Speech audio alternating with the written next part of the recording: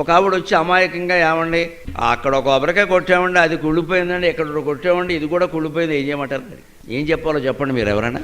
నాకు జాలేసింది నిజంగా. పెద్ద వయస్సు ఆవిడకి ఏదో మనసులో శంక ఉంది. అంటే పాపం ఆవిడకి బెంగ ఏమిటంటే ఈ కొబ్బరికాయ కుళ్ళిపోవడం అనేది మనకి జరగబోయే అశుభానికి ఏమన్నా సూచనేమో. ఎంత గుడ్డి నమ్మకం ఉండేది. మన జీవితం ఇంత చేస్తే కొబ్బరికాయ మీద ఆధారపడి ఉందా? ఇక్కడే ఎందుకు అని ఆలోచించాలి. కొబ్బరికాయ కుళ్ళిపోవడానికి నీ జీవితం కుళ్ళిపోవడానికి సంబంధం ఏంటి?